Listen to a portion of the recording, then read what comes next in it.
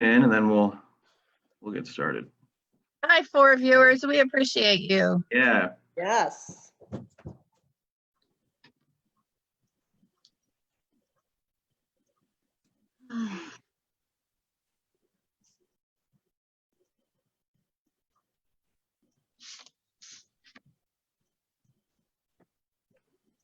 Frankie's demolishing a toy. It's going to be gone by the time this Facebook Live is over with. Because I can't mess with him right now, you know? He's like a kid when you're on the phone, right? Right. Oh, Mom, sorry. I ate all the chocolate while you were on the phone. All right, we got 6 viewers. Let's go ahead and get it going. All right. Good morning, everybody. Thanks for tuning in to our Mornings with the Museum event. My name is Pat Kane, Public Programs Visitor Services Coordinator at the Museum of the Grand Prairie. And I'm joined by some other museum staff members. Barb, would you want to introduce yourself and give us your title? Sure. I'm Barb Garvey, Barb Olschlager Garvey, and I'm the director of the Museum and Education Department for the Champaign County Forest Preserve District, because of course the museum is part of the Forest Preserve District. And that includes the museum and the Homer Lake Interpretive Center. Nice. Katie, you want to go? Sure. Hi, everybody. I'm Katie Snyder. I'm the Education Program Specialist at Museum of the Grand Prairie. And Mark. Good morning. I'm Mark Hansen. I am the museum curator. All right. Well, thanks everybody for introducing yourself. If you've never met these great people before, senior staff at the Museum of the Grand Prairie at Lake of the Woods Forest Preserve, part of the Champaign County Forest Preserve District, and we're starting this Mornings with the Museum, a live Q&A event with our staff. This is our first go round, so it probably won't be perfect, but we're just glad that you're tuning in. We've got 11 viewers right now, and we'd love for you to post in the comments where you're watching from. We're all obviously working from home. The museum is closed. You can see our homes and our backgrounds. I'm streaming live from my apartment in Champaign, and I know our other staff members here on the Zoom call are streaming live from their homes in Champaign County, and Champaign, Urbana, and the Grand School as well too. So if you could leave a comment in the comment sections, let us know where you're watching from. And to help spread the stream as far and wide as possible, share it to your personal page so you can watch along with your friends. We currently got 17 viewers right now. Hopefully we can build that up to even more, so we can have fun with this live Q&A. The more people we have watching, the more engaging this will be for everyone. First and foremost, we are the Museum of the Grand Prairie. If you don't know about us, we opened in 1968 as the Early American Museum, and our current mission is to collect, preserve, and interpret the cultural and natural history of Champaign County and East Central Illinois. We're a facility within the Champaign County Forest Preserve District. We are located in Mahomet in Lake of the Woods Forest Preserve, and a part of the Museum and Education Department at the Forest Preserve District. We're hoping to make this a weekly series if all goes well.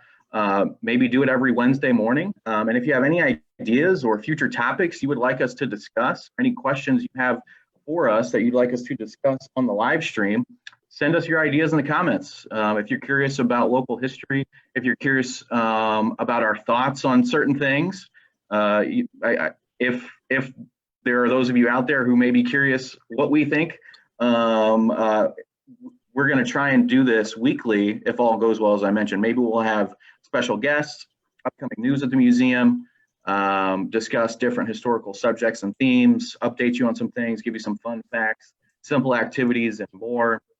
We're hoping to make this a fun opportunity for everybody who's tuning in. We got a few people who have mentioned that they're watching. We got Danny Teets, good friend Danny Teets from Muhammad is watching. We got Ethan from Baltimore, Maryland is watching too. So again, Wow. thanks for posting that in the comments. Yeah, thanks for posting that in the comments. If you haven't done so already, let us know where you're watching from so we can see where everybody is. before we get going with the questions, I did want to quickly promote some upcoming events with the museum. So we are closed until at least April 30th.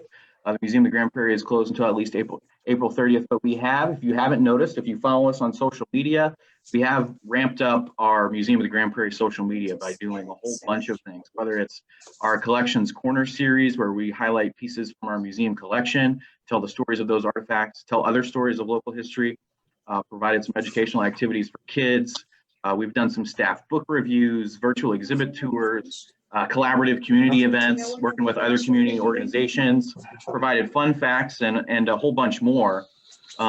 Be sure to not just follow us on Facebook as you're watching now, but follow us on Twitter, Instagram, and we also have new pages on YouTube where we're posting some videos, as well as on Goodreads where we're posting staff book reviews. Although the museum is closed, the Champaign County Forest Preserve District areas are open for you to explore. 6 forest preserves located in Champaign County. Explore those at a safe distance. We strongly recommend that you wear a mask when exploring these preserves. So yeah, get that essential exercise and maintain those essential activities as best as you can if you're able to get out in Champaign County Forest Preserve District properties. Another event coming up that Katie Snyder has been working on is the CU Sing-a-Song Sing-Alongs. Katie, would you mind sharing a little bit of info about that particular event? Sure, we're super excited about this. We feel at the Museum of the Grand Prairie and the Champaign County Forest Preserve District, we're always interested in ways we can bring the community together, especially during these historic and trying times. So this Saturday at 4 o'clock, we're partnering with Krannert Center for the Performing Arts, Shambana Moms, Coop Adventure Play, and music teachers in Urbana and Champaign to bring you a community sing. We're going to be singing Sing a Song. Remember, Elmo, Sing a Song. And we're going to be doing that at 4 o'clock.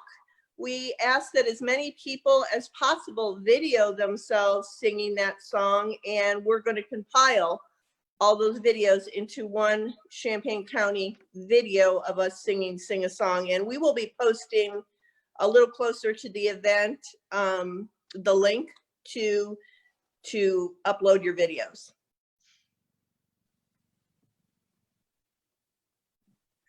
Thanks, Katie. So again, join us to sing a song, sing along Saturday, April 25th, this Saturday, 4 o'clock. Lastly, one more event to promote, our virtual History on Tap event titled Women, Alcohol, and the Vote. That's going to be given by none other than Barb Garvey, who's joining us today, our Museum and Education Department Director. Barb, did you want to briefly talk about what that talk is going to be about? Sure. Well, we hoped to do this at 25 o'clock brewery, and unfortunately, because of the shelter in place, we're not able to. So we're going to try to do it just like this as a Facebook Live event, right? I'm going to try to share my PowerPoint with all of you. We're all new at all of this, so hopefully that will go well. And the talk itself is about how the temperance movement, the movement towards voting in prohibition, was instrumental in also forwarding the right of women to vote. And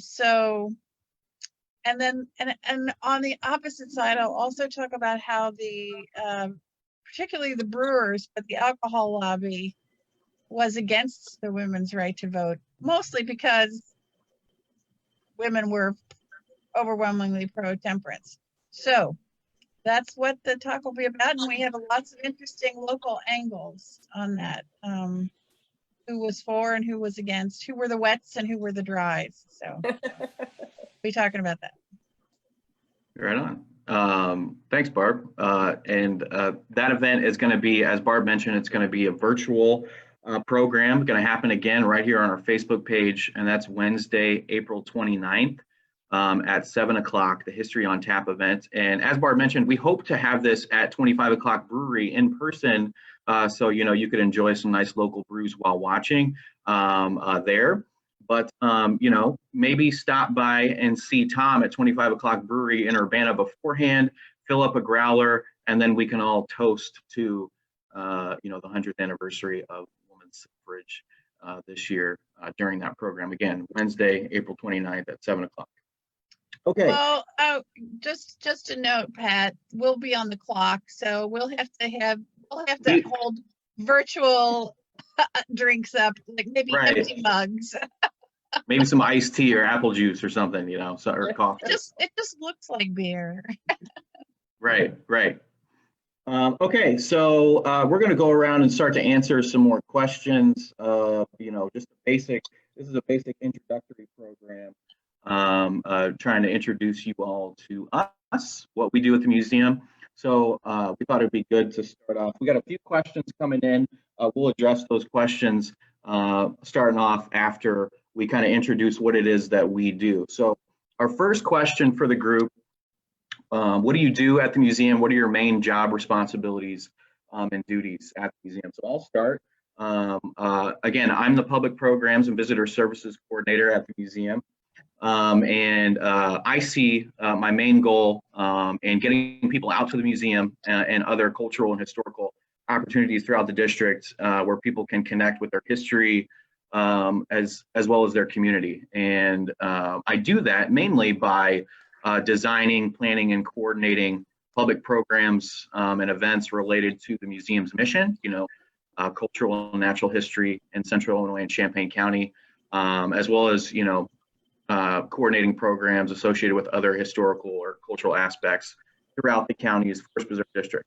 Now, I will have to say I'm not the only one who does public programs. All these folks on the call here today also contribute to doing public programs too. So I'm not the only one responsible for doing that, because these folks also put on some pretty awesome events as well too. But I plan some public programs.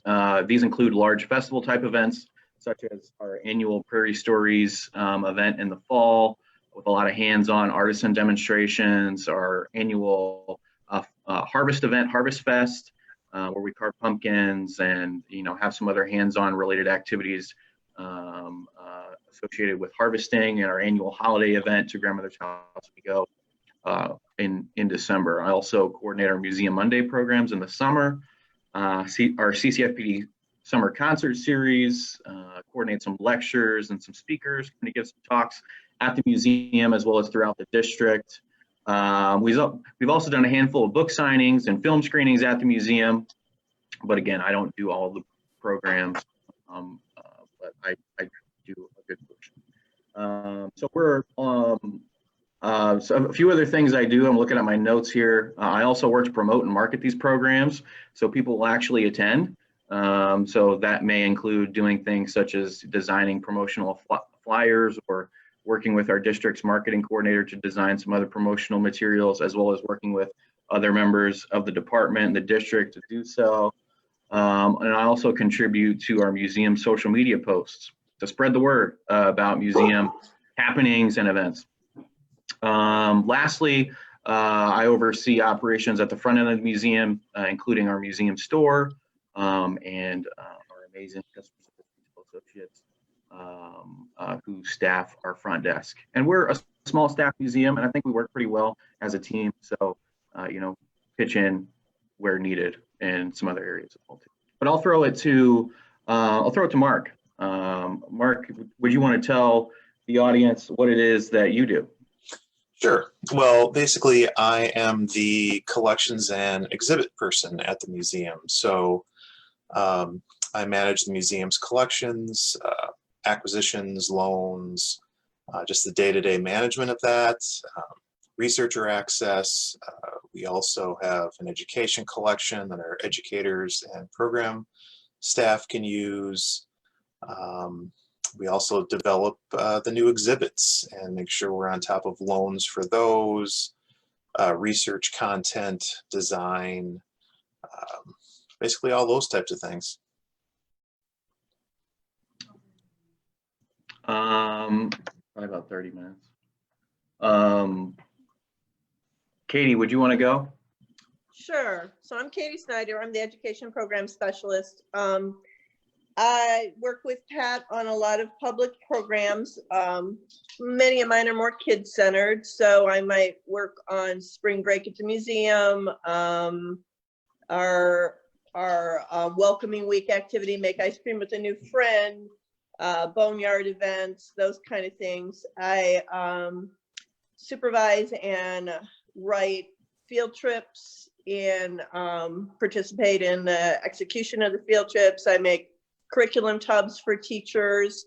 I try to connect with the wider Champaign-Urbana and Champaign County community to get folks out to the museum and the Forest Preserve that might not otherwise be going out to see us, and find activities and events that might bring people out. And like Pat said, promote all that on social media and with our community partners. So that's the basic idea. Other duties as assigned, right, guys? That's Right. that's a great And- lead in to me, because I'm the person who does the other assignments.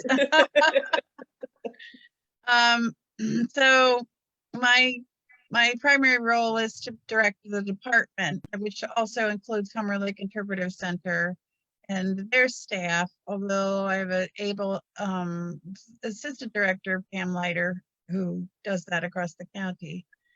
But she and I confer about what their programs and their exhibits will be.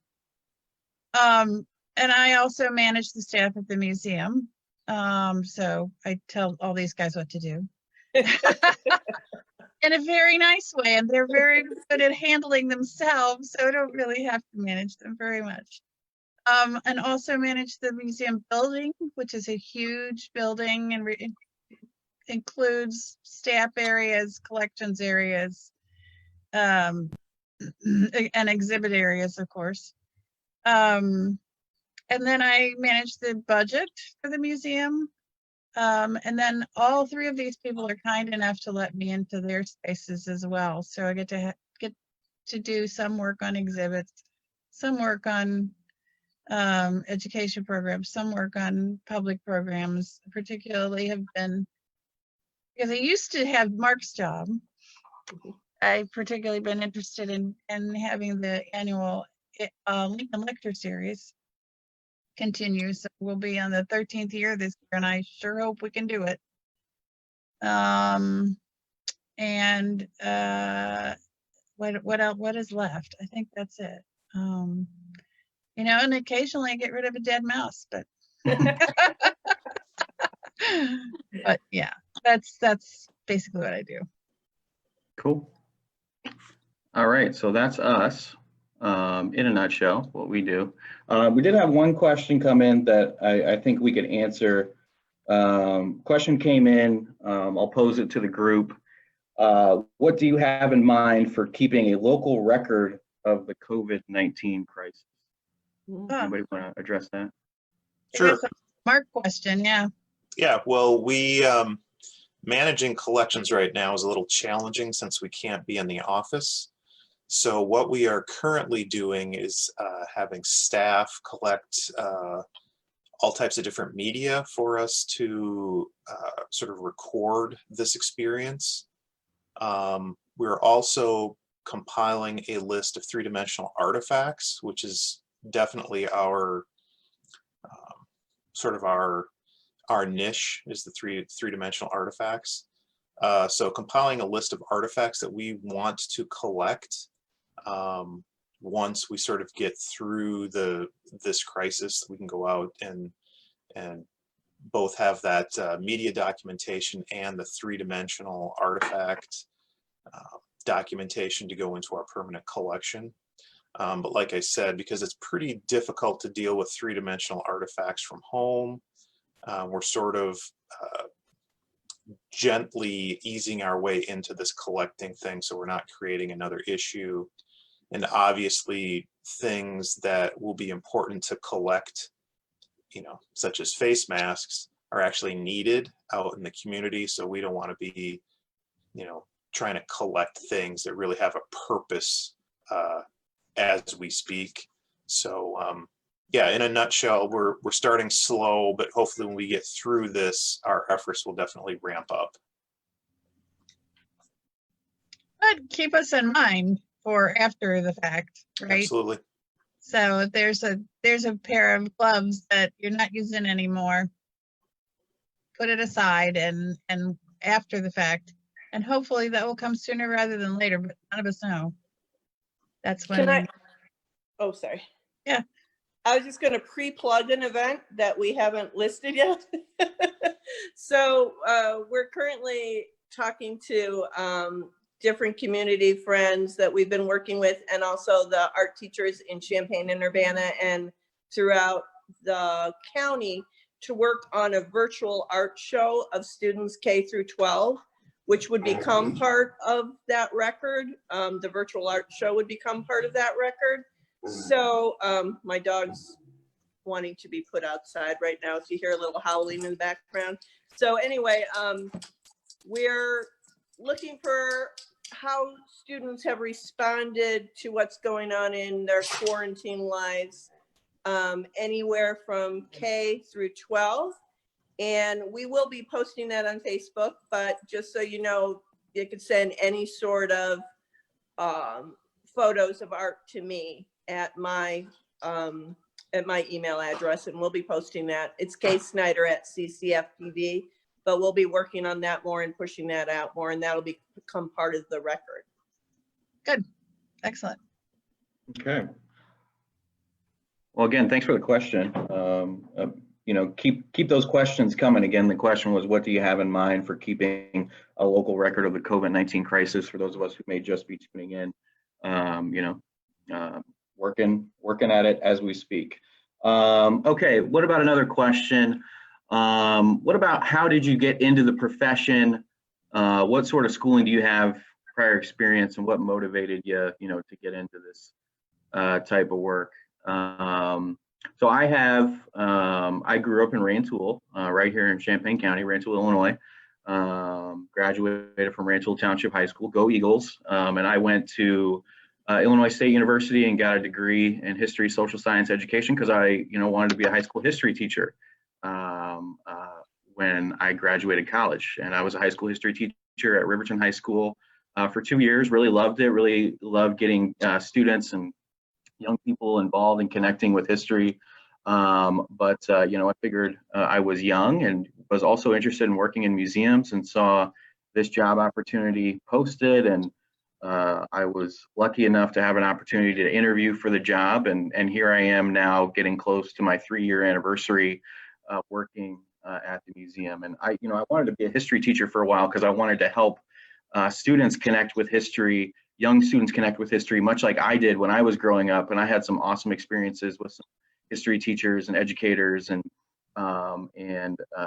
that's why I wanted to get involved in history. And I feel like I've never connected with history, especially local history, as much as I have than working at this job. Getting to study the area that I grew up in and trying to help other people connect with this area as well too has just been a whole bunch of fun. So that's what motivated me to get into this type of work. What about Barb? What about you? Well, I mean, it depends on how far you want to go back. When I was 5 years old, my brother and I got a card table out and put rocks and shells and plastic animals on it, and charged my parents and my grandparents to come see our museum. So that's where it started.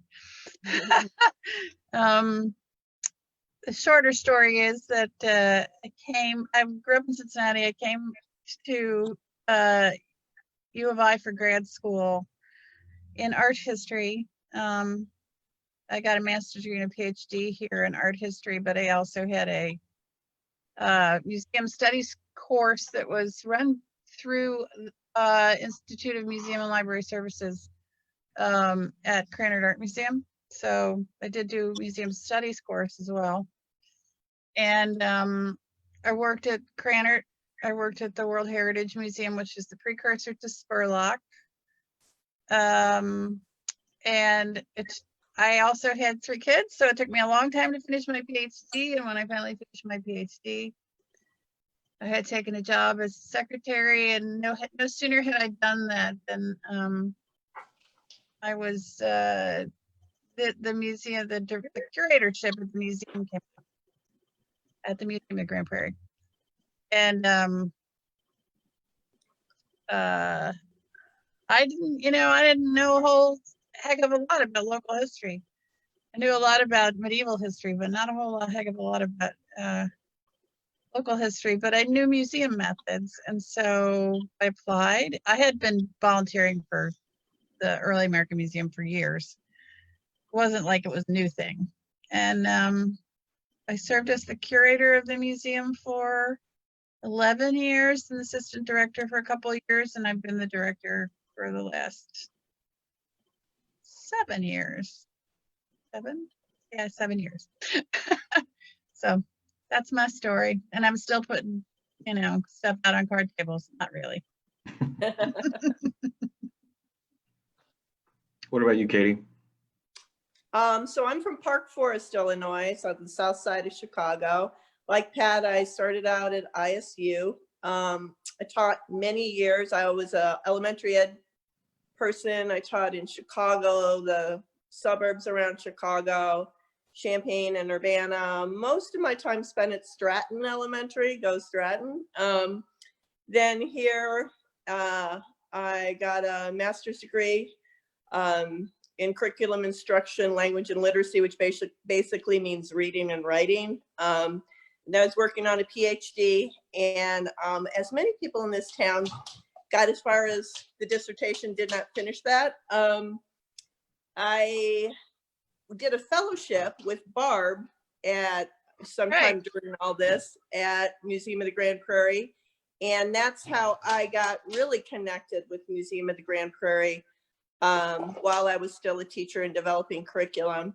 And then when this opening came up, I applied and here I am. So I feel like it's still teaching. I feel like what all of us do, all 4 of us, even if our background isn't in teaching, it's teaching and it's also learning. And my dog's barking because I'm talking.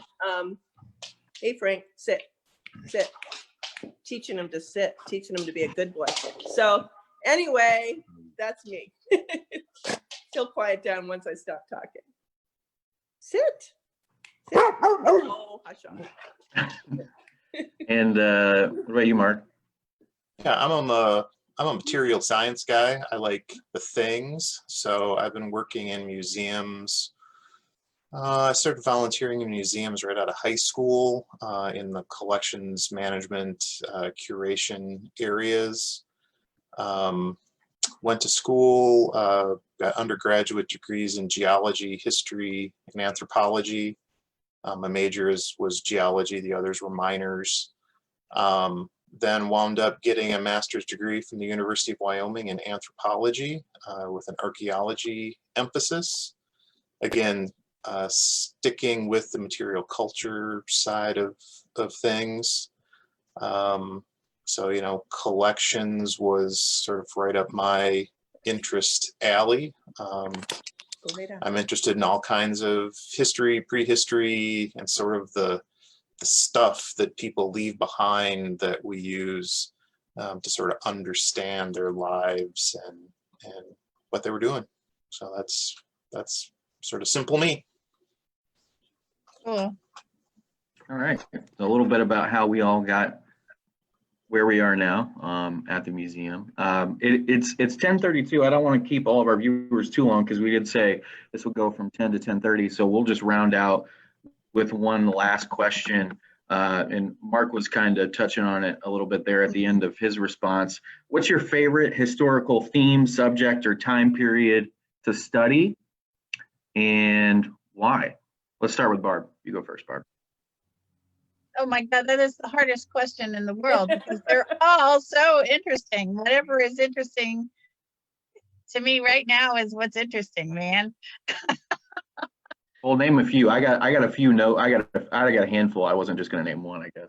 Yeah. Well, I mean, most recently I've been like in swimming in the history of the women's right to to vote, and that is just so fascinating to me, how these women who had, basically no rights at all, got out there and pushed and pushed and pushed for years. I mean, the same amendment that was put before the Congress in the 1870s was the one that the same exact wording was the one that was passed in 1920. It took them 41 years every year to propose that amendment to the Constitution until it got passed. I mean, it's astounding to me that people have that much fortitude. And but that's what I learned from every era that I study, is that, people have incredible strength and fought against incredible odds. And, it feels like we're doing that now. But that's what we have to learn from people in the past, is that you can do it. And so that's really it's rather a theme than a period that I'm in love with, right? And that's the theme. Well, thanks, Barb. Yeah, sure. What about you, Mark? Oh boy, sort of in same boat as Barb. It's hard to narrow it down. Prehistoric lithic technology is still a big interest with me, as is military history, especially military history that revolves around aviation. Man, Too much good stuff. yeah, it's hard. It's hard, especially in this area. Agricultural technology, those huge shifts that happened from settlement to today. It's almost unrecognizable. So yeah, just all kinds of stuff. What about you, Katie? Well, not a specific period, but I like, and I think this goes good with our museum, I like looking at the stories of everyday people in any time period.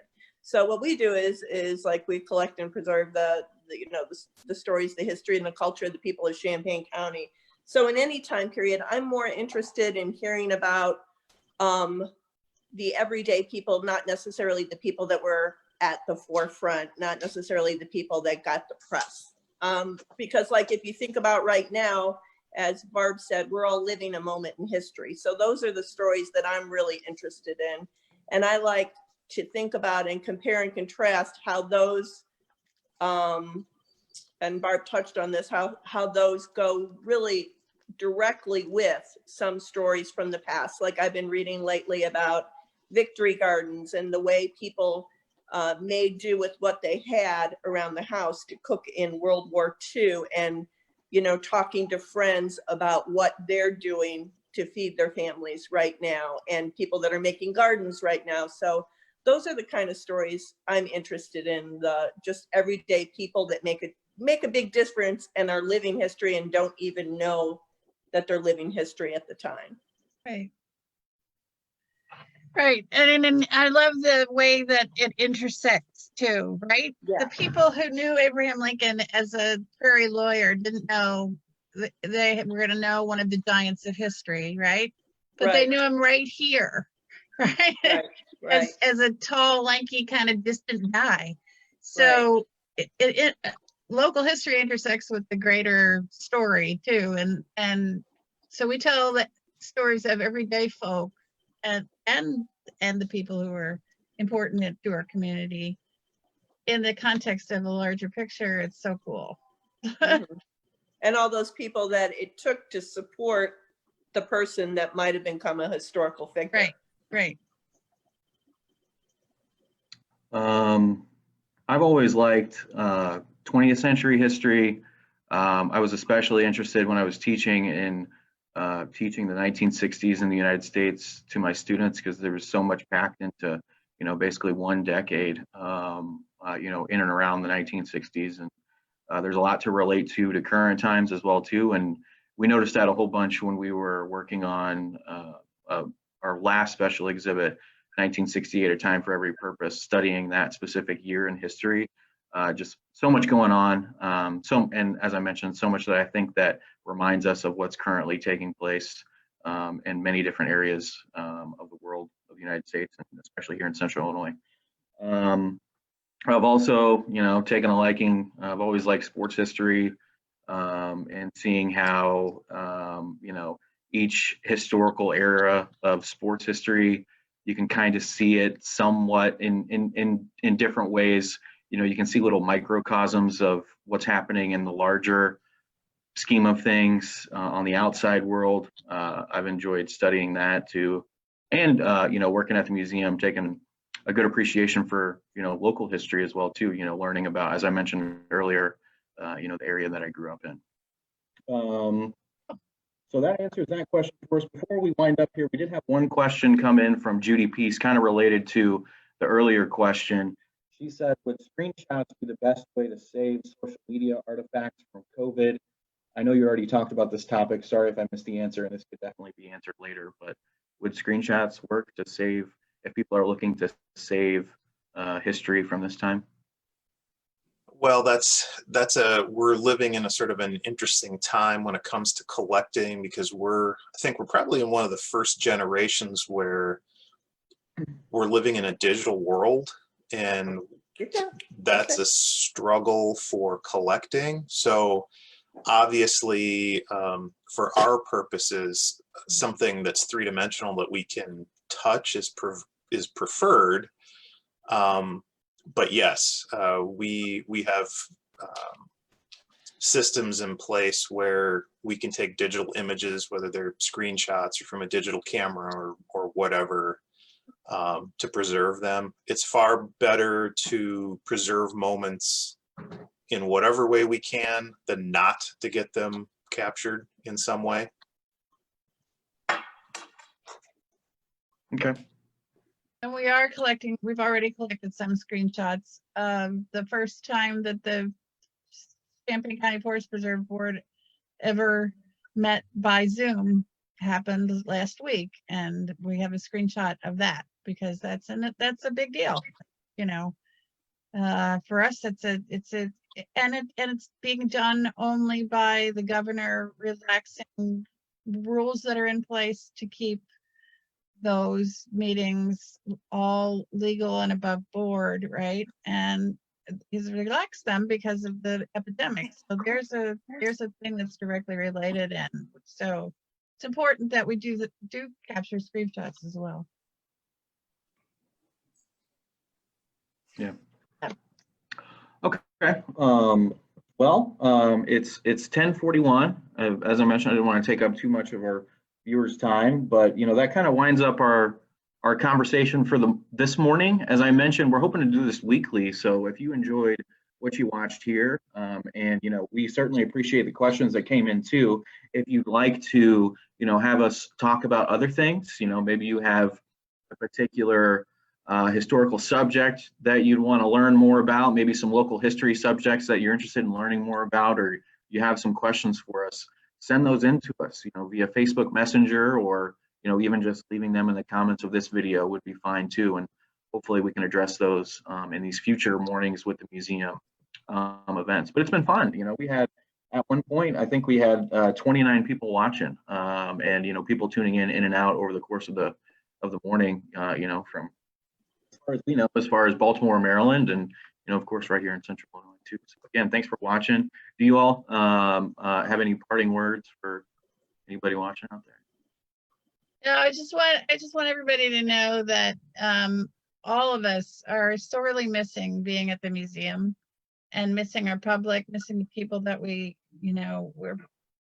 paid, but I'm telling you, all of us do it out of love too. So we love our public and we miss being able to serve them. So we're glad we could do it this way, but boy, oh boy, we'd much rather be, where we belong. So Oh, yeah. Thanks for watching. Anything else? Anybody got anything else for the good of the cause? Happy Earth Day. Stay safe. Great. Oh, good Yep. point. Happy Earth Day. I meant to say Happy that Earth right Day. up front. Happy Earth Day. Yeah. Stay safe. Happy The Earth trail- Day. Yeah, the trails are still open. Yep. Don't social distancing and wearing a mask. And we hope you get outside today, at least for a little bit if you can. Stay safe, folks. Stay Abraham Lincoln's length from other people. Okay. Yes. 6'4" Yes. is just fine. Yes. Well, thanks, Katie, Barb, Mark. Thanks to everybody for tuning in. But with that, hope you tune in next time. And keep following us on our museum social media pages for more and more stuff that we're doing. Okay, bye everybody. Thanks, Yeah, bye. guys. Good seeing everybody. Mhm.